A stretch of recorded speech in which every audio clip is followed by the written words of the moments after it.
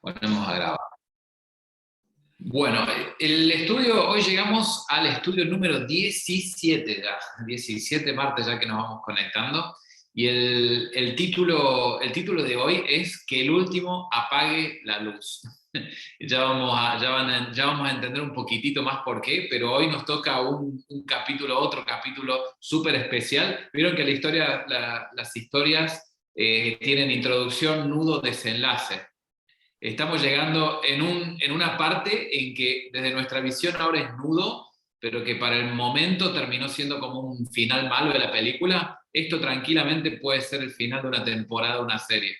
Y no es un final muy lindo como se dio hasta acá. Ya lo venimos viendo y anticipando, pero hoy nos toca el episodio en que cae el último de los reinos. Acuérdense, se dividió Israel en dos: el reino del norte, el reino del sur. El reino del norte fue conquistado por Asiria. Ya estaban dispersos por todo el mundo, ya habían perdido identidad, ya no existían más. Y el reino del sur había resistido, lo vimos el martes pasado, por un rey que buscó a Dios en el momento de desesperación, les tiró las cartas sobre la mesa y dijo: Dios actúa porque yo ya no sé qué hacer, y Dios actuó. Pero bueno, hoy vamos a ver qué pasó algunos años después de eso. Así que si les parece, como hacemos cada martes, vemos el videito y después nos mandamos de lleno a ver un poquitito de este capítulo de la historia, este nudo desenlace, este momento tan crítico de la historia en la Biblia, la historia de la Biblia de tapa a tapa. Este capítulo es un capítulo muy importante. Así que si me permiten, comparto pantalla, comparto sonido y empezamos con la historia. Vamos a ver acá. Esta es tu historia, esta es tu historia, pero principalmente esta es la más grande historia que se haya contado. Esta es la historia de Dios.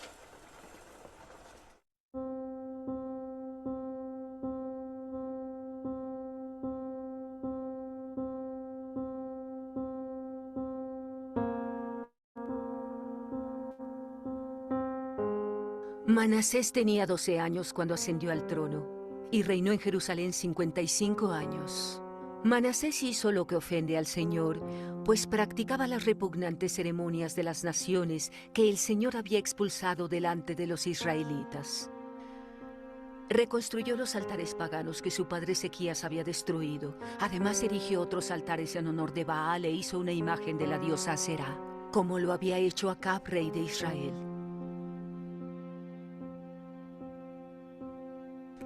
Se postró ante todos los astros del cielo y los adoró. Construyó altares en el templo del Señor, lugar del cual el Señor había dicho: Jerusalén será el lugar donde yo habite. En ambos atrios del templo del Señor construyó altares en honor de los astros del cielo. Sacrificó en el fuego a su propio hijo. Practicó la magia y la hechicería y consultó nigromantes y espiritistas. Hizo continuamente lo que ofende al Señor, provocando así su ira.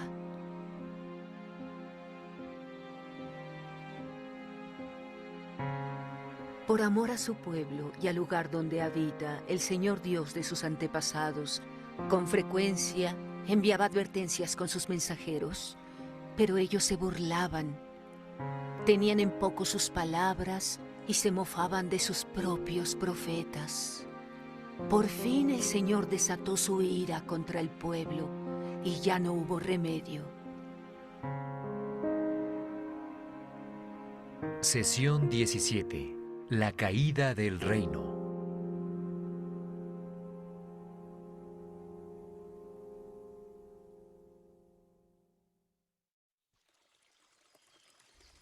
Esas deben ser algunas de las palabras más difíciles de escuchar. No hay remedio. Luchas contra el cáncer y el doctor finalmente tiene que decirte esas palabras. No hay remedio, vas a morir. Luchas con un matrimonio difícil y finalmente tu cónyuge te dice: no hay remedio, es hora de un divorcio. Luchas por hacer que tu negocio funcione, pero finalmente el banco dice esas palabras dolorosas: no hay remedio, es hora de cerrar. En ese punto está Dios con Israel. Y finalmente se ve obligado a decir, no hay remedio. ¿Cómo llegó Israel a esto? Hemos aprendido a través de nuestra jornada en la historia que Dios estableció a la nación de Israel de la nada como su plan para revelarse a sí mismo y ofrecer un camino para que todos vuelvan a Él. Para hacerlo, le dio a Israel la ley, instruyó a Israel sobre cómo funciona la vida con Dios, cómo amar a Dios y amarse unos a otros. Las personas podrían ver cómo funciona la vida en comunidad con Dios y serían atraídas al único y verdadero Dios que también las ama. Pero Israel no cumplió con su parte del trato. Durante cientos de años, Dios esperó pacientemente y les advirtió. Les dio segundas oportunidades, incluso terceras oportunidades, pero no quisieron escuchar. Dios estaría justificado si olvidara todo el plan y comenzara de nuevo con un nuevo grupo de personas. Pero le hizo la promesa incondicional a Abraham de que el Mesías, el que nos proporcionaría el camino de vuelta a Dios, saldría de Israel. Específicamente, el Mesías vendría de la familia de David, la tribu de Judá. Hemos visto en los últimos capítulos que Dios reduce a Israel a un pequeño remanente. La que alguna vez fue la fuerte e imparable nación de Israel unificada es dividida en dos, norte y sur. El reino del norte se quedó con 10 de las 12 tribus de Israel, pero son capturados en la nación pagana llamada Asiria y son deportados y asimilados en su cultura pagana en el 722 a.C. Solo queda el reino del sur, Judá. Aunque Judá tuvo 5 reyes buenos en un periodo de 350 años, los otros fueron tan malvados como los reyes del norte. Aquí hay un buen ejemplo al inicio del capítulo 17. Manasés tenía 12 años cuando ascendió al trono y reinó en Jerusalén 55 años. Segunda de Reyes 21:1. Bueno, creo en darle a los jóvenes la oportunidad de dirigir, pero pienso que convertirte en rey cuando estás en secundaria es demasiado. Creo que debe haber una regla en la que no puedes convertirte en rey hasta que termines de luchar con el acné. Este fue el caso de Manasés. Él no solo hizo lo malo ante los ojos del Señor. La historia nos cuenta que hizo mucho mal. Derramó demasiada sangre inocente e hizo más mal que los amorreos. ¿Los amorreos? Esas son personas tan malvadas que Dios los exterminó de la tierra de Canaán y se la dio a los israelitas. Dios sería totalmente justo si comenzara de nuevo, si no fuera por la promesa. Pero no solo se trató de Manasés. De los últimos 6 reyes de Judá, solo uno, Josías, fue bueno. Él constituye un reto para mi teoría, pues tenía 8 años cuando ocupó el trono. Como en el reino del norte, Dios levantó profetas para llevarle a los reyes y a las personas sus mensajes. Era hora de que Judá escuchara el plan de Dios frente a su maldad persistente. Por amor a su pueblo y al lugar donde habita, el Señor Dios de sus antepasados con frecuencia les enviaba advertencias por medio de sus mensajeros. Pero ellos se burlaban de los mensajeros de Dios. Tenían en poco sus palabras y se mofaban de sus profetas. Por fin, el Señor desató su ira contra el pueblo y ya no hubo remedio. Segunda de Crónicas 36, 15, 16. Si Dios continuaba bendeciendo a Judá, mientras vivían de manera tan opuesta a la palabra, y la vida de Dios mandaría un mensaje confuso de quién es Dios y cómo funciona la vida en comunión con Él. Dios debía disciplinarlos, y Él lo hace con un propósito específico en mente. El profeta Ezequiel le da este mensaje a Judá. Cuando dé a conocer mi santidad entre ustedes, las naciones sabrán que yo soy el Señor. Lo afirma el Señor omnipotente. Ezequiel 36, 23. ¿Qué hace Dios? Levanta a otra nación pagana, Babilonia, que hará con Judá lo que Asiria hizo con Israel. En un periodo de 20 años, los capturarán, quemarán la ciudad, destruirán el hermoso templo que Salomón construyó y se llevarán a las personas a Babilonia. Eso comienza en el 605 a.C. y termina en el 586 a.C. Como verás, estos 2 últimos capítulos no han sido exactamente el tipo de mensaje optimista que necesitas para inspirarte en la vida. Pero son verdad, Y necesitamos contarte toda la palabra de Dios, no solo las partes lindas. Recuerda esto, la gracia no es tan fantástica si no sabes que la necesitas. Y vaya que la necesitamos. Pero hay una buena noticia, algo que nos inspira de este mensaje que creo que todos podemos llevarnos al mundo para que nos anime. Tiene que ver con el profeta Jeremías. Escucha su historia. La palabra del Señor vino a mí. Antes de formarte en el vientre ya te había elegido. Antes de que nacieras ya te había apartado. Te había nombrado profeta para las naciones.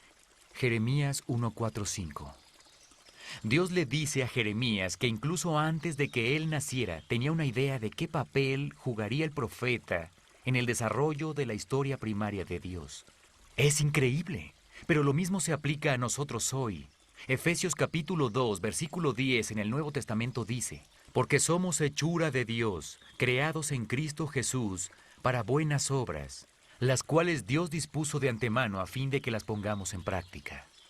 Dios le dice lo mismo a todos aquellos que escuchan estas palabras y profesan a Jesús, el Mesías, como su Salvador. Esto no es solo para Jeremías, sino para todo el que pertenece a Cristo. Ya tiene cosas en mente para ti, si alineas tu vida con la historia primaria de Dios. Eso es impresionante. Jeremías sintió lo mismo. Él dijo: yo no sé hablar, soy muy joven. Nosotros nos sentimos igual, ¿verdad? Soy muy joven, soy muy viejo, no soy tan listo, no sé hablar frente a las personas, no soy tan disciplinado para que me tomen en cuenta. Y así seguimos y seguimos. La historia nos cuenta que Dios estira su mano y toca la boca de Jeremías y le dice que va a estar con él a cada paso del camino. Lo mismo es verdad para los que creen en el Nuevo Testamento. Efesios capítulo 4 nos dice que cuando Jesús regresó al Padre, el Espíritu Santo bajó y nos tocó, nos dio dones, nos equipó con todo lo que necesitamos para llevar a cabo la tarea que Dios tiene para nosotros. ¿Cuál era la tarea de Jeremías? A él le asignaron la tarea del profeta llorón.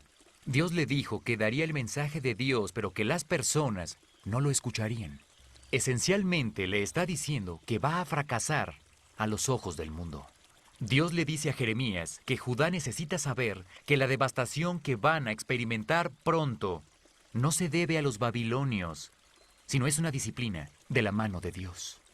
Hay un principio en esto para nosotros. En el contrato laboral de Dios no nos pide que seamos exitosos según los estándares del mundo, sino fieles. El éxito radica en la fidelidad a Dios, no en los resultados. Dios le dijo a Jeremías que se quedara en Jerusalén después de que Judá partiera al exilio para observar las ruinas y escribir sobre lo que viera. Jeremías se encuentra parado sobre los escombros y las personas van caminando en una fila hacia el este, a Babilonia. Los rodean las brasas ardientes del incendio. El templo que Salomón construyó para el Señor está destruido. Él llora amargamente y escribe un libro del Antiguo Testamento llamado Lamentaciones, lo cual significa llorar. Pero hay un rayo de luz. En medio de todo el severo amor y la disciplina, Dios le dice a Jeremías que le diga a Judá que los va a llevar de vuelta a casa. Tal vez has escuchado esas palabras antes y no sabías que venían de los labios de Jeremías a la ahora exiliada nación de Judá. Pero algo más me viene a la memoria, lo cual me llena de esperanza. El gran amor del Señor nunca se acaba y su compasión jamás se agota. Cada mañana se renuevan sus bondades, muy grande es su fidelidad. Lamentaciones 3:21-23. Con las personas de Dios nunca hay una fuerte y verdadera disciplina amorosa sin que la gracia de Dios la siga de inmediato. Esto fue verdad para Judá y es verdad para nosotros. Discusión del DVD.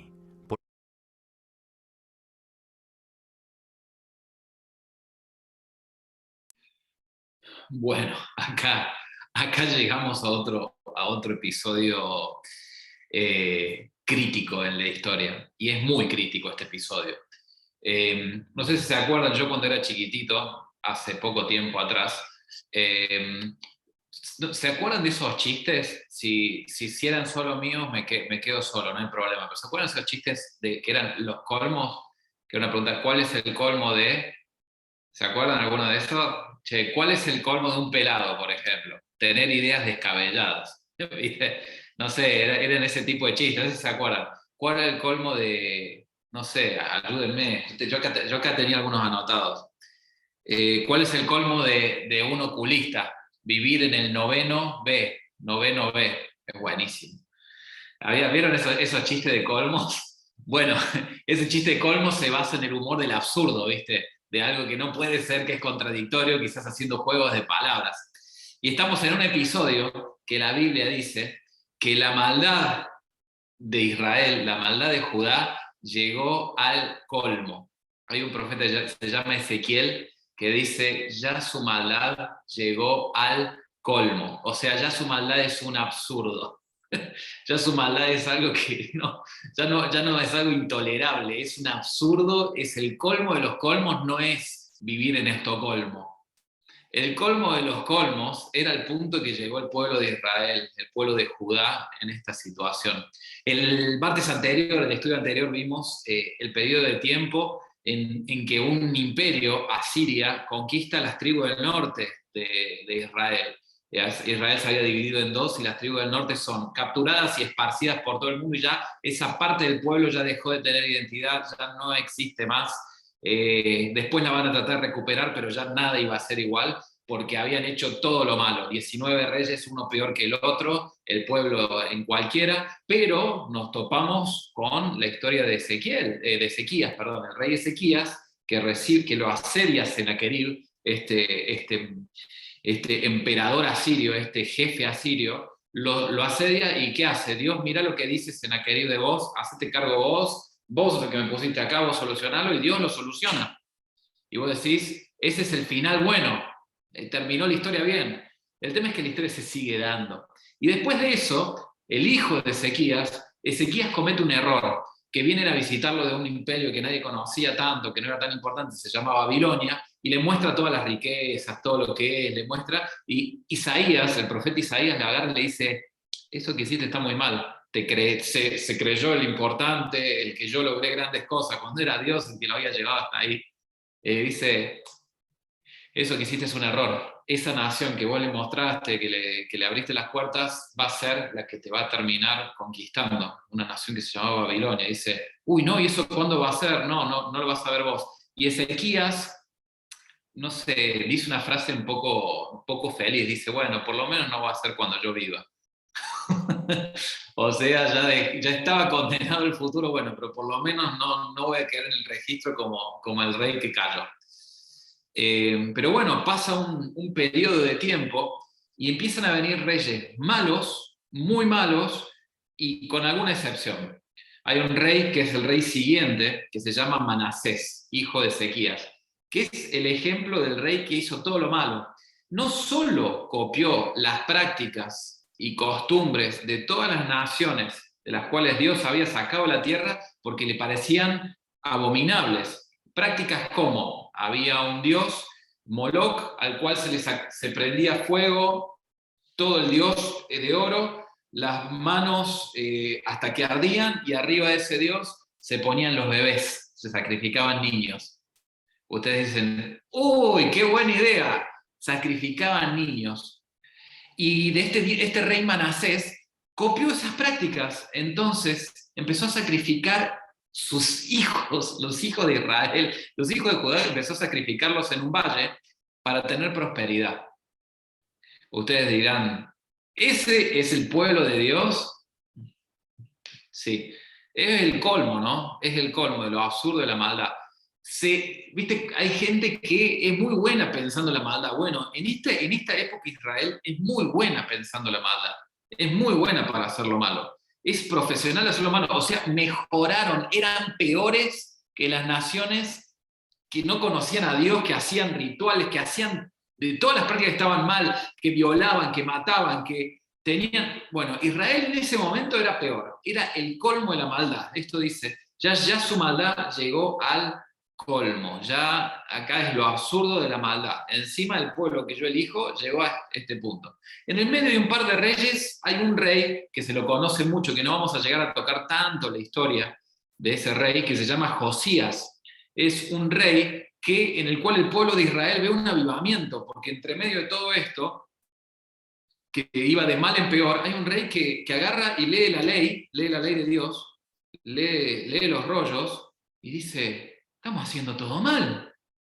Y ese dice, no, saquen todos los altares, todo lo que es de otro Dios, bórrenlo. Ahora y acá vamos a volver a leer la ley. La leyeron toda la ley, volvieron a festejar las fiestas de Dios, volvieron a tener en cuenta a Dios. Pero también como, bueno, todos los líderes tienen sus luces y sombras, ¿no? Comete un par de errores que hacen que su reinado termine precipitadamente, termine antes de lo que debería haber terminado. Pero en el medio hay algunas luces de esperanza, y los avivamientos siempre vinieron, no solo en esta instancia, sino a lo largo de toda la Biblia. Los avivamientos de fuego de Dios, de pasión por Dios, siempre vinieron cuando el pueblo de Dios volvió a su palabra, como le pasó a Josías. Agarró, leyó la palabra y dijo, no, tenemos que volver a la ley. Y eso es lo que el pueblo se había olvidado. Porque no sé si se acuerdan, creo que fue el cuarto, quinto, sexto encuentro allá cuando empezamos, los que estuvieron allá fielmente, me acuerdo quizás varios de los que estaban acá ya estaban en esos encuentros, que hablamos de por qué Dios dio la ley. La ley Dios la dio para que le vaya bien al pueblo en la tierra que le estaba entregando. No se la dio por un acto caprichoso, se la dio para que los demás pueblos, las demás naciones, vean lo buena que está la vida con Dios. Y que así la vida con Dios, la vida en comunidad, lo bien que se tratan, y que así también el pueblo de Israel puede hacer una luz para toda la humanidad. Ese era el propósito de la ley. Ese era el propósito de la ley. Ser una nación, es más, la puso en el centro del mundo en ese momento. En Israel confluyen todos los imperios.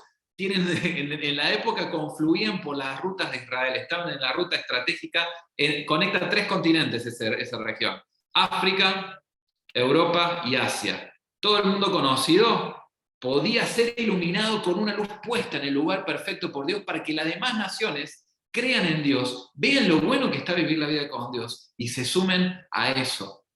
Sin embargo, vemos todo lo contrario. Su ejemplo terminó siendo peor que el de las naciones que estuvieron antes de ellos. No sé si entienden la gravedad. Es el colmo. Es el colmo que Dios te elija para una misión y vos te dediques a ser profesional de lo malo. Que Dios te llame a hacer luz y vos seas oscuridad. Es el colmo, es absurdo. No tiene por qué ser así. Y bueno, ¿qué pasa? Estamos hablando, y voy a traer algunos datos que a mí me encantó estudiar este capítulo, porque creo que muchas veces lo repetimos, y creo que es una gran advertencia. No sé si saben que Jesús dijo, ustedes son la luz del mundo. ¿Sí? Y fíjense, armemos la comparación con Israel, ustedes son la luz del mundo. Una ciudad en la punta de una montaña no se puede esconder. ¿Sí? Tampoco se prende una luz para ponerla abajo de un almud, abajo de una canasta, sino que se la prende para poner bien en alto y para que ilumine toda la casa. Eso es lo que había hecho Dios con Israel. Lo había puesto en el centro de la civilización de la historia, en el lugar crítico de la historia, en el lugar geográfico, en el momento justo, en el lugar justo. Sin embargo, amaron más la oscuridad, amaron más la prosperidad, amaron más otros caminos que el camino de Dios. Ustedes no sé si saben, más de una vez lo he dicho, pero me encanta repetirlo, porque por ahí por la repetición nos termina entrando. La oscuridad no existe. ¿Sabían que la oscuridad no existe? ¿Sabían que el frío no existe? ¿Alguno tiene frío? Ah, bien. El frío no existe. El frío es ausencia de calor. No sé si sabían eso. El frío técnicamente no existe. La oscuridad técnicamente no existe. La oscuridad es ausencia de luz. Entonces muchas veces yo he escuchado la frase, qué oscuro que está el mundo, cuánta oscuridad. Y cuando cada vez que decimos esa frase, qué oscuro que está el mundo, estamos diciendo que la luz está fallando. Y hola, ¿la luz quién es? O sea, cada vez que vos digas que la sociedad está oscura, que no se ve un norte, que está todo mal, sabete que te estás tirando un piedrazo sobre la cabeza, estás escupiendo para arriba, como dice el dicho, ¿no? Porque la oscuridad no existe.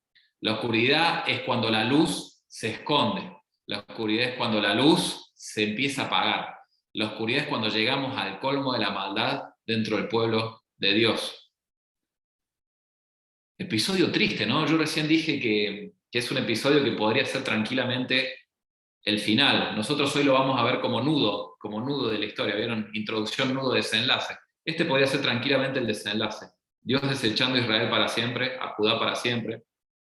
Se acaba la historia, se cansa Dios de la humanidad, porque hasta ahora fuimos desarrollando la historia, vimos la maldad del pueblo, la maldad, y siendo honesto, la maldad de cada uno de nosotros, ¿no? Fuimos viendo cómo avanzaba la maldad entre la época de los jueces, que cada cual hacía lo que viene parecida, después un juez peor que el otro, después quieren un rey para reemplazar a Dios, después cada rey es uno peor que el otro, después se pelean, se dividen, empiezan a idolatrar a distintos dioses, no escuchan a los mensajeros. No sé si se acuerdan cómo llegamos a este capítulo, pero este capítulo ya es el colmo, es lo absurdo, ya hasta acá no se puede caer más bajo, ¿vieron? No sé si escucharon esa frase. Ya de esto no se puede caer más bajo. Por eso le puse al título de la charla que el último apague la luz. Porque acá ya se estaba apagando la luz y se iban cayendo uno a uno y ya no quedaba una luz ni siquiera de esperanza. ¿Y saben qué es lo más grave? ¿Saben qué es lo más grave? A ver, recién el autor decía que hay que analizar toda la Biblia de tapa a tapa, y al analizar la Biblia de tapa a tapa te topás con capítulos que no son el mensaje de ánimo, aunque siempre en la Biblia hay mensaje de ánimo y de esperanza. Pero esto que le estoy contando es pura Biblia, es verdad absoluta. Llega este capítulo en que se está definiendo la historia de la humanidad. Y no estoy exagerando.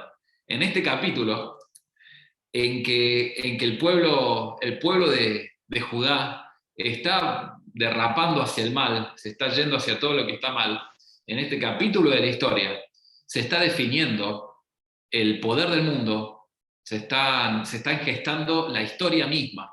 Hay una batalla que en la Biblia solo se menciona en una parte, que se llama la batalla de Cárquemis. Para los que les interesa historia, es un capítulo muy lindo para leer. La batalla de Cárquemis es la batalla en la cual los principales imperios de la época se juntan en esa región, en el valle de Cárquemis, para pelear y definir el futuro de cuál va a ser el imperio que iba a dominar todo el mundo conocido. En la batalla de Cárquemis, Egipto empieza a subir. Egipto todavía tenía los rezagos de su gran imperio, ¿no? Egipto empieza a ir, y ¿saben por dónde tiene que cruzar para ir a Cárquemis? Por Israel. En un valle pasa por un valle que se llama Megido. Y ahí sale al encuentro un rey hecho el valiente, así, que se llama Josías. Y comete el grave error de interponerse en el camino. Le dice, che, Josías, no tengo nada contra vos. Yo estoy yendo a definir el futuro de la humanidad. Me voy a pelear con otro. No quiero pelearme con vos. En un valle que se llama Megido. Ese valle es el valle que se llama Armegido, el valle de Armagedón. La batalla de Armagedón, por ahí le suene, o por ahí lo han visto en alguna película. Dios la usa como imagen a ese valle de batalla, de cómo va a ser la batalla final de todos los tiempos. Datos de color que voy tirando así, ¿viste? En ese valle, Josías muere en una batalla que no tenía que pelear. Che, tenemos que elegir qué batallas pelear, ¿no? Si otros están peleando entre ellos para definir el futuro del mundo y yo estoy yendo de mal en peor, mejor me ocupo de solucionar mis temas en vez de meterme en batalla ajena. Bueno, Egipto va hasta Cárquemis, se junta con Asiria. Asiria, el que había conquistado a Judá, se junta, ya había caído su capital Nínive, y se junta con Babilonia en esa batalla. Y en esa batalla se define el futuro de la humanidad. Nabucodonosor II termina pintándole la cara a los otros dos. Egipto termina cayendo a Siria. Y ahora, a partir de ahora, la nueva potencia mundial se llama Babilonia. Una potencia mucho más cruel que la que los precedieron. Una potencia que arrasaba con los bosques, que mataba, que no dejaba a nadie con vida. Lo peor de lo peor de lo peor. Cuando la luz se apaga, la oscuridad empieza a prevalecer. ¿Y saben qué es lo más triste de todo esto? A partir de este periodo, y el periodo que, escuchen esto, el periodo que Judá está en cautiverio, porque termina cayendo, ya estoy haciendo medio un spoiler, que termina cayendo, ¿saben qué pasa? Surgen 3 religiones. Cuando el pueblo estaba escondido, surgen 3 religiones. El budismo surge en esa época, El confucianismo surge en esa época, el taoísmo surge en esa época. Hoy tenemos alrededor de 800 millones de personas en el mundo que siguen estas tres religiones, que lo único que han hecho es desviar al ser humano de su verdadera esencia. ¿En qué momento surgieron? Cuando el pueblo de Dios estaba ocupándose en la oscuridad. Lo había puesto como luz y se escondió. Y a partir de eso empezaron a surgir un montón de otras cosas. Se definieron, hoy hay 800 millones de personas que quizás, si el pueblo de Israel hubiese sido más fiel a lo que decía Dios, podrían creer el verdadero mensaje, que hay un mensaje de esperanza en medio de la desesperación, que no hay un karma que te persigue, sino que hay un Dios de misericordia que te ama con todo el corazón. Entonces, nos topamos con este episodio, nos topamos con la caída.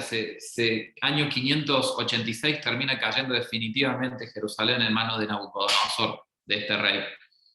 Termina cayendo, termina entregado, porque la maldad de Judá terminó siendo peor que la de los amorreos que estaban antes de él. O sea, dieron cátedra en hacer la maldad. Dieron cátedra en hacer la maldad. Y la caída fue bien fuerte. Bien fuerte. Acá sería el final de la historia, ¿no? Acá sería el final de la historia, porque vos decís, ya está. Empezamos en el año 1400 como pueblo, saliendo de Egipto, empezamos 1500, en 1500 antes de Cristo salimos, teníamos todo para triunfar, y tuvimos 1000 años de infidelidad, de una infidelidad peor que la otra. Acordémonos la historia del desierto, dando la espalda a Dios, acordémonos la historia de los jueces, es la historia de un Dios empecinado en abrazar y tener misericordia y gracia, pero ya son muchos años, ya son muchos años. Termina el episodio, vos decías, acá se termina la historia. Pero hay un Dios que mientras estaba prendida a fuego la ciudad, hay un profeta que se llama Jeremías, que escribe algunas cosas que son muy interesantes. Hay un libro entero en la Biblia que se llama Lamentaciones. A Jeremías se lo conoce como el profeta llorón, porque justamente escribe el libro de Lamentaciones, y si lees Jeremías tiene mucho del llanto de hasta dónde habían llegado, dónde había llegado la maldad. Y Jeremías escribe en Lamentaciones 3, 21 y 22, dice, pero ¿saben qué pasa? Que las misericordias de Dios son nuevas cada mañana. Todas las mañanas hay una nueva oportunidad. En su libro de profecía, Jeremías escribe que Dios es tan bueno y tiene tanta paciencia que van a estar 70 años en cautiverio, pero que después Dios los va a ir a buscar y los va a traer de vuelta. Un Dios empecinado en tener gracia, ¿no? Un Dios empecinado en tener amor, un Dios empecinado en abrazar, un Dios empecinado en amar. En ese contexto, quizás en la próxima lección, pero en ese contexto Jeremías escribe y dice, yo sé los planes que tengo para ustedes. ¿Vieron? Eso por ahí es una parte que se conoce en la Biblia, ¿no? Pero por ahí se la cita fuera de contexto, y el contexto le da muchísima más relevancia. Jeremías dice, yo sé los planes que tengo para ustedes, dice Dios. Dios dice, yo sé los planes que tengo para ustedes. Son planes para su bienestar, no para su malestar. Para que puedan volver a la tierra y disfrutar. Si de verdad se vuelven a mí y olvidan sus malos caminos, van a volver. Todo esto, hay mucha oscuridad, sí. Hay mucha oscuridad, sí. Pero hay una palabra de esperanza, y siempre hubo un remanente. Un remanente es como un grupo que queda de personas que buscan ser fieles a Dios. Siempre, en cada una de estas instancias, hay un grupo de personas que buscan ser fieles a Dios. Ya las religiones surgieron, ya el daño fue hecho, ya el ejemplo malo fue dado. Pero aún así, hasta acá llegamos. Nos damos cuenta que el hombre por sí mismo no busca a Dios, que no hay justo ni aún uno, no hay quien busque hacer lo bueno. La solución, Israel, descartada.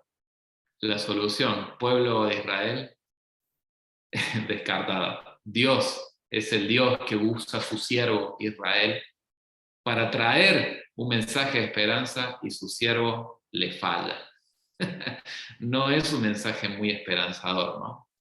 El futuro de la humanidad se estaba definiendo, el futuro del poderío estaba siendo definido en Cárquemis, e Israel estaba empecinado en seguir haciendo lo malo.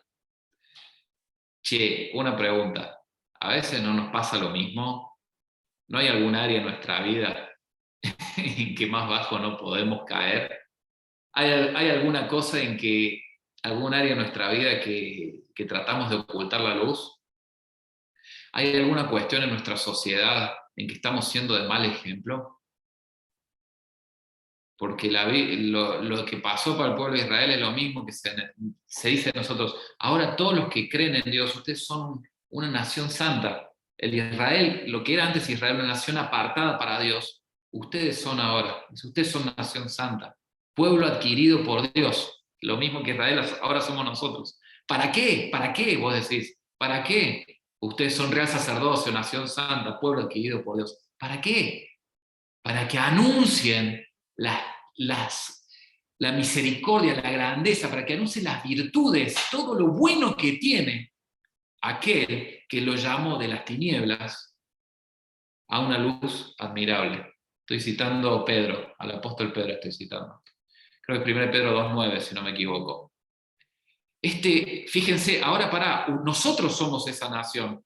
Nosotros somos ese pueblo adquirido, ese real sacerdocio, esos representantes de Dios en la tierra, llamados para anunciar la grandeza, lo bueno que está la vida con Dios. Es lo que tratamos de hacer, che. En Casa Nueva somos defectuosos. Tenemos todos nuestros mambos. Cada tanto se notan un poco más, otras veces los disimulamos, o en algún momento estamos más... Pero bueno, somos una familia de fe, en la cual, aún así, buscamos contarle a los demás que la vida con Dios es lo mejor que nos puede pasar. Vivir en comunidad de fe son de la gracia de Dios, son de esas sensaciones. Vivir en comunidad, acompañarnos, ser familia, es algo revolucionario para este mundo y es demasiado hermoso. Fuimos llamados de las tinieblas. Cada uno tuvo sus tinieblas. Fuimos llamados a tinieblas, a una luz admirable, para anunciarle a los demás las virtudes de Dios, lo bueno que está vivir con Dios. Lo bueno que está vivir con Dios. Tenemos todo, y la invitación práctica que quiero hacer principalmente hoy es a decir que como vivamos nuestra vida sí afecta a los demás. Que como vivamos nuestra relación con Dios sí afecta a los demás. Porque muchas veces se piensa la religión como algo individual. Como tiene su parte individual, su parte de buscar a Dios, de buscar hablar con Dios, de crecer, tiene su parte individual. Pero lo que terminamos haciendo no nos afecta solo a nosotros, afecta a los demás, porque somos luz, estamos en un mundo oscuro y tenemos que levantar la luz bien en alto, porque tenemos que anunciar de ese Dios, de ese Jesús que nos llamó de esas tinieblas desesperadas, a una luz que no tiene comparación, a una vida hermosa, a una vida perfecta. No ser como el pueblo de Israel, dejando que surjan ideas, surjan cosas, surjan distintas religiones, distintos pensamientos. Hoy estamos viviendo una época oscura, ¿o no? ¿Alguien me va a decir que no estamos viviendo una época oscura? ¿Saben por qué estamos viviendo esta época oscura? Porque hay poca luz. Hay poca luz. Y si hay poca luz, la luz del mundo, ¿quién es? Ustedes son la luz del mundo, dice Jesús. Hola, sos vos, soy yo. No nos podemos quejar de la oscuridad. Tenemos que salir y anunciar que hay un Dios, una vida con Dios, que vivir en gracia es lo mejor que nos puede pasar. Tenemos todo para brillar. Y los invito a dar ese paso, a contarle a otros, a decirles, sí, che, pensar en 2 o 3 personas que están en la oscuridad. Todos los domingos nos pasa por ahí en Casa Nueva que viene gente que nos cuenta de sus oscuridades y cómo se encuentra con la luz. Este domingo me pasó con 3 personas. Che, eso tenemos que seguir contándoselo a otros. porque por ahí no podamos cambiar el mundo, pero por ahí sí podemos ir cambiándole el mundo a las personas que nos rodean. Y sí, como vivamos nuestra fe afecta a los demás. Muchas veces se le llama testimonio, ¿viste? Palabras raras, ¿viste? Porque vos no podés decir testimonio, te suena algo raro.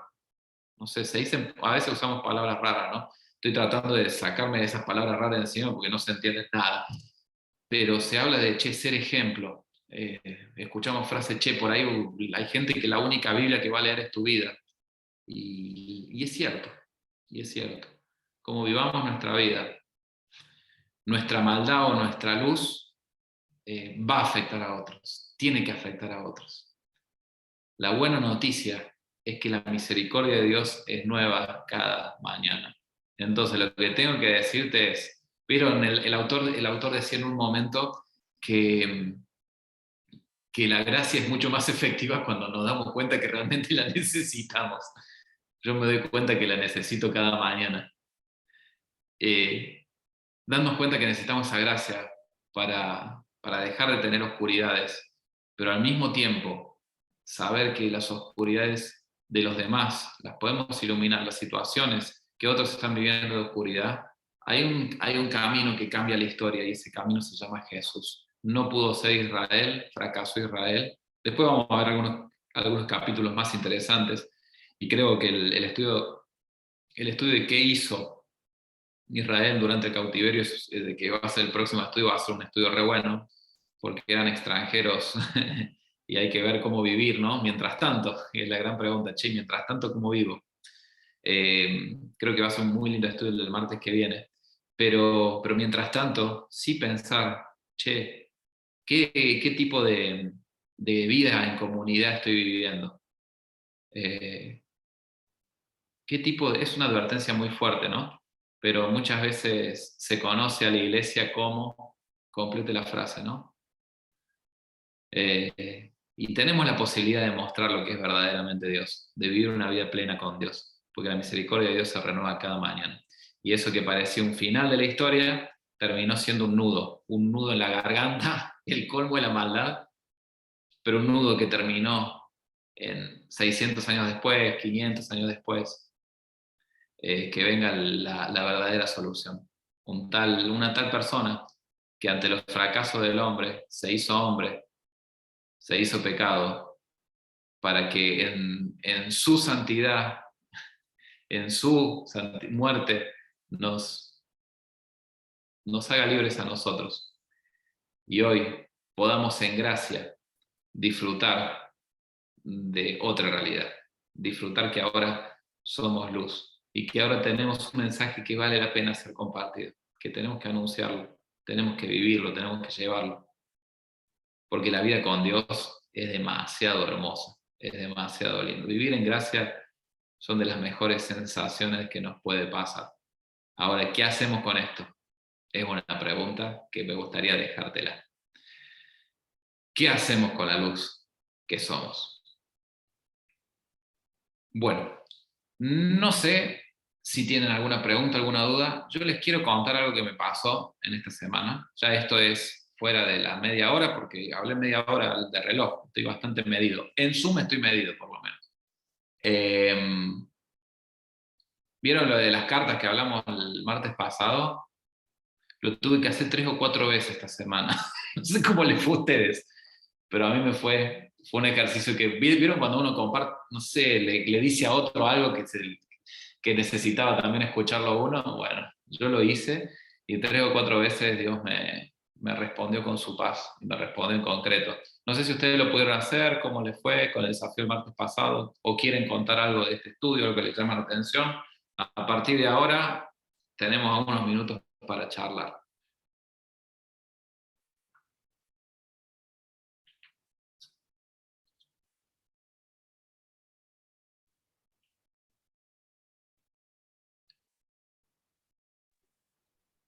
Está medio tímido, parece. Sí, no pasa nada. Yo no tengo apuro, así que... Nadie tiene apuro. Marco, bueno, muy interesante, me metí, ya había comenzado la reunión.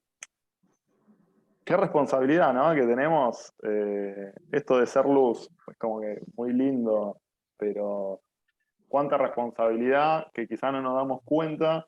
Y mientras contabas esto, yo pensaba en que capaz, a mí me pasa, no sé si a ustedes también, yo no me doy cuenta de lo afortunado que somos de vivir en un país donde gozamos de libre expresión. Podemos hablar de Dios tranquilamente. Cuando hay países que realmente, de repente, no sé, China, Rusia, hay países que no se puede hablar de Dios y tienen que hacer todo a escondidas. Nosotros tenemos la libertad de poder hablar con el vecino en el edificio, en la calle, y yo he dejado pasar muchísimas oportunidades por temor, por vergüenza, por lo que fuese. Eh, pero eso, ¿no? Como que a veces no nos damos cuenta de que es como, está todo dado para poder contarle, poder ser luz y poder contarle a nuestro mundo, ¿no? A nuestra gente más, a nuestro círculo más cercano que no conoce a Dios, en el trabajo, en, no sé, en el club, en donde fuese, y tenemos todo dado para hacerlo y no tomamos esas oportunidades, que a veces se trata de eso, ¿no? De aprovechar oportunidades. Eh, no sé si a ustedes les pasa lo mismo. No sé si alguien quiere responder a lo que pregunta Ariel. Quizás a mí lo que me ha pasado este último tiempo, quizás el trabajo en la selva. Ustedes saben que vamos a la selva con un grupo de amigos allá hace 6, 7 años.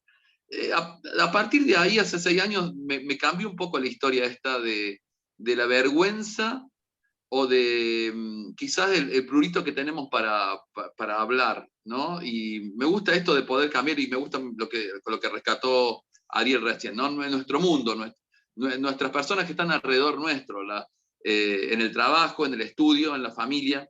Y siento que muchas veces nos retraemos y las personas están esperando que nosotros podamos compartir de lo que Dios hace en nuestra vida y del amigo que es Dios para nosotros. Yo la verdad que me puse como un desafío, ¿no? En mi trabajo me junto con muchas personas y con los proveedores y siempre tratar de decir a qué me dedico y cuál es mi fe. Me parece que por ahí la complicamos demasiado. Y siento que muchas veces nosotros nos ponemos con más excusa de lo que la gente tiene, me parece. No sé si me explico. Muchas veces nos ponemos nosotros más barrera de lo que la gente tiene. Uno dice, bueno, pero ¿qué va a decir esto que esta persona si nosotros contamos nuestra fe? Y capaz que está esperando que nosotros contemos de nuestra experiencia, de toda la tarea, por ejemplo, que estamos viviendo, que todos los que estamos aquí, o gran parte de los que estamos aquí, vivimos todos los domingos en Casa Nueva. Yo creo que es una buena forma de contar. Que cada domingo nos encontramos con un grupo de familia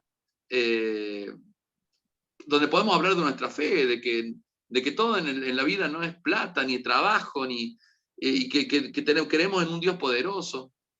Pero sí, es verdad que nos cuesta, ¿no? No quiero decir que la tengo arreglada, pero me parece que muchas veces nos ponemos más nosotros trabas que lo que la gente nos pone, me parece. Sí. Es mi pensar. Sí, y también creo, quizás por mi experiencia, vos preguntabas cómo lo vive cada uno. Yo muchas veces compartí de Jesús forzado, ¿viste? No sé, era quizás un medio para sentirme bien delante de Dios, pero creo que también hay una clave en realmente vivir el día a día con Dios. Lleva a que sea también más natural, digamos. Si uno está en la oscuridad, en un montón de cosas, es difícil compartir luz. Suena un concepto muy místico, pero estoy haciendo una metáfora, ¿no? Que se entienda bien. Es un ser de luz. No, nada que ver. Es la metáfora, pero por ahí forzar espacios y tratar de convencer con las palabras solamente, porque tenemos que anunciar, quizás hay veces que viviendo una vida, o viviendo la vida, disfrutando la iglesia, disfrutando la vida en comunidad, como tantas veces lo hacemos, hasta con sus dificultades, pero disfrutar la vida en iglesia hace que por ahí no tengamos que hablar tanto o hablar tan forzado. a mí, o viste esos espacios que te cuesta invitar a tu amigo porque son, no sé, porque vos, no sé si a alguna les pasó que en algún espacio les costaba invitar amigos, che, hay algo que no estoy viviendo bien ahí, entonces hay que, no sé, quizás buscar también, no hacerlo forzado, porque si no nos transformamos, a ver, esto se está grabando, no quiero bardear ninguna religión ni nada, pero nos transformamos en los que tocan los timbres y su salvación depende de llegar a un número de gente que toque el timbre y lo sume.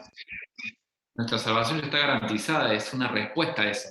Entonces, como la vida cristiana y vivir en luz es una respuesta a lo que Dios ya hizo, quizás tengamos que volver a Dios a los pies de la cruz, diciendo, che, quiero recuperar esta pasión que solo vos podés poner en mi corazón.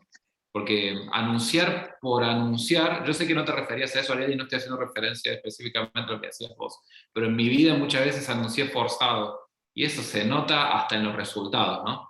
Cuando uno lo vive y lo comparte como algo que está viviendo, creo que por lo menos ahí se rompió una barrera en mí, digamos, en compartir lo que realmente estoy viviendo. Hola, quería compartir algo. ¿Sí? Yo hace un año y medio empecé a trabajar con niños en un hogar de día y ahí también compartimos la palabra todos los días, hacemos devocional con ellos. Soy maestra de apoyo escolar y el año pasado trabajé con niños de 8, 9, 10 años y este año me tocó un poquito más chicos, entre 6 y 7 años. Y aprendí muchísimo de Dios en este tiempo, justamente esto de sacar a la luz lo que está en la oscuridad. Y muchas de las cosas que están en la oscuridad de nuestra vida, que ni nos acordábamos, cuando realmente buscamos compartir la palabra de todo corazón, el Espíritu Santo trae eso a la luz para que nosotros lo podamos confesar. Y habían cosas que yo había hecho a esa edad cuando estaba en la escuela, por ejemplo, robar algún objeto que me gustaba de algún compañero, no sé, un lápiz, un cosito, que a veces uno va, comparte, y yo justamente le estaba tratando de enseñar a los niños que, bueno, no robar porque es un lugar, bueno, donde se llevan las cosas, de no robar, de no mentir, de no guardar eso en nuestro corazón porque entristece a Dios y también nos entristece a nosotros. Y el año pasado Dios, cuando yo compartía eso, yo traía a mi mente un objeto que yo había llevado a la escuela, de una amiguita, y decía, contale eso a los niños y confesar. Yo decía, pero pasó tanto y no sé dónde está eso.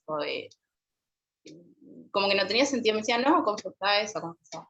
Bueno, y en un devocional conté y le dije, guarda eso tanto tiempo en mi corazón y nadie nunca supo, nadie me vio, nadie. Estaba orando por una de las nenas que se había llevado algo y ella sabía, nosotros sabíamos, pero no la acusamos, sino que siempre hablamos en general de que estaba bien. Ella dejó de venir. Era un lunes, después de ese lunes, el martes apareció ella de vuelta y empezó a asistir habitualmente, ¿no? Y yo recordé eso, de lo que Dios hablaba a mí. Si vos querés que los niños aprendan algo, si vos querés que los niños saquen algo de su corazón o que confiesen su dolor de otras cosas, de otros traumas, sacá vos también de tu corazón, aunque sea una pavada, como decimos, aunque sea una cosa tonta, sacá de tu corazón, porque eso tiene realmente una relevancia en el mundo espiritual. Entonces a veces uno cree que hay cosas grandes y cosas chicas, cosas importantes y cosas muy importantes, pero que cada pecado del Espíritu Santo trae justamente discernimiento para que ocurra eso, que las cosas que son oscuridad salven en luz. De todos nos da vergüenza, así como a los niños les da vergüenza confesar que llevaron algo capaz del aula, no que era un lápiz, no me algo sin gran valor. El valor espiritual está ahí. Y eso me enseñó Dios en este tiempo, que podamos predicar a las personas la palabra como la compartiríamos con los niños. Por ese tiempo, porque estoy con niños, en este momento trabajé con universitarios, también ahora estoy compartiendo con universitarios, y es diferente, ¿no? Los niveles, la manera de hablar, la manera de compartir. Pero eso es simple. Yo así enseñaba de manera tan simple en la Biblia, de una manera tan sincera, tan como liberada de prejuicios, ¿no? Eso es lo que a veces nos cuesta, creo, nosotros, como adultos. Estamos a veces cargados de prejuicios o de valoraciones que capaz no tienen en cuenta, que es algo humano. Volver a lo simple. Lo que está oculto hay que sacarlo, que hay que confesarlo, que hay que ponerlo en palabras, que hay que dejar de tenerle miedo, porque el miedo a que otros te juzguen, porque al fin y al cabo lo que Dios nos pide, justo esto ya estamos aprendiendo, de que si realmente queremos ser amigos de Jesús, Él decía, yo los llamo amigos, pero si hacen lo que yo les mando, si ustedes hacen lo que yo les mando, y Él nos manda obediencia, y obediencia es ir y hacer lo que Él hacía, amar, confesar, perdonar, compartir. Bueno, eso nomás así, sin hacer tan largo, pero una de las experiencias que tenía y que quería compartir en este tiempo.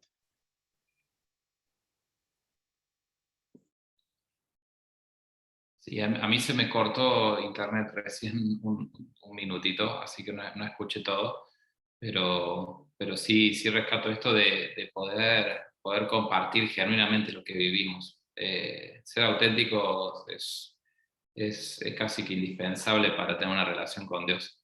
Si querés conocer a Dios tal cual es, por ahí tenemos que acercarnos nosotros tal cual somos, ¿no? Y también con otros. No sé si alguien más quiere decir algo. Si no, Robbie. Ahí estamos. Bueno, gracias Marcos. La verdad que me quedo pensando, creo que todos nos quedamos pensando en el desafío de ser luz, ¿no? Bueno, Jesús nos manda, es parte de nuestra obligación, pero más allá de nuestra obligación es lo que tendría que ser, ¿no? Es como parte de la esencia de uno, de cuando conoce a Jesús, compartir con otros, porque es lo más valioso que tenemos. Es lo más valioso que tenemos, en nuestra fe, ¿verdad? Es el saber que la vida no termina aquí, que un día vamos a estar en presencia de Dios, que Dios es un Dios amigo, un Dios salvador, un Dios que puede acercarse a nosotros, un Dios que nos da trascendencia, ¿no? Y creo que esto es importante que todos lo hemos vivido, es también lo que las personas que están alrededor nuestro, y me gusta y rescato lo que dijo Ari recién, nuestro mundo, ¿no? Nuestro mundo. Nuestro mundo es con las personas que nos vinculamos. Así que yo le invito a que podamos orar, que podamos orar cada uno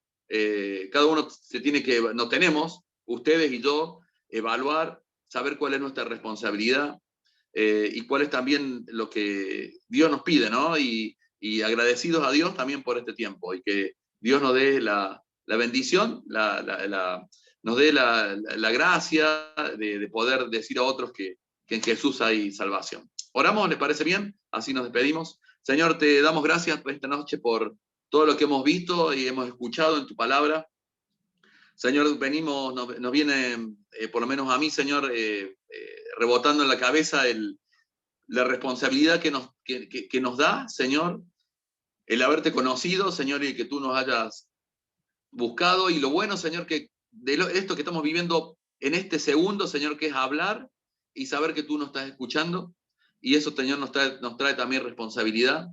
Señor, es saber que eres un Dios vivo, poderoso, que nos bendice día a día, porque hoy hemos tenido una tostada para comer, un mate cocido para tomar, y tú nos das mucho más de lo que necesitamos.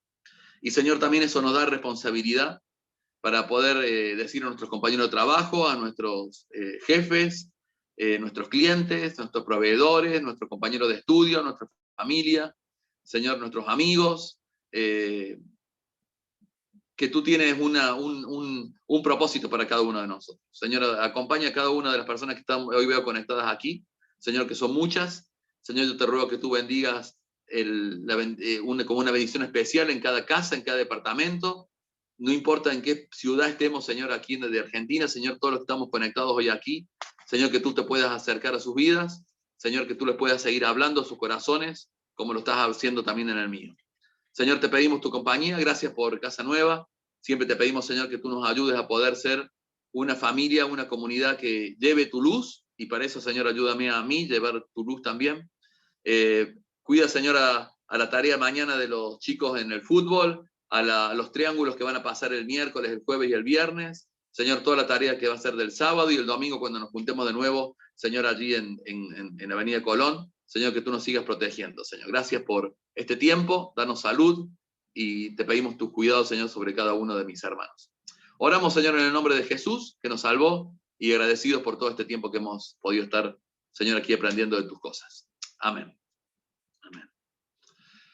Amén. Bueno, hermanos, una alegría haberlo visto. Te veo, María Elena. Gracias, María Elena, que Dios te acompañe en este resto de la semana con el Tommy. También a la Cande, Señor, que también bendice, señora Cande. También que tengas un buen tiempo. Ariel, Marcos, gracias como siempre con Cintia por este esfuerzo que haces, que sé que te gusta, es tu don, pero también nosotros somos muy beneficiados de tu don y de lo que nos enseñás. Yami, también un abrazo a tus hijas, tus nietas, que no tenés cara de abuela, pero bueno, ahí vamos, que igual a tu esposo, un abrazo a toda la familia. Débora, muy lindo lo que comentaste, que Dios te acompañe también en tu tarea en este tiempo. Sonia, también ahí lo veo en Negrín. Yana y Amiel, qué bueno verlas cada domingo también, una alegría siempre verlas.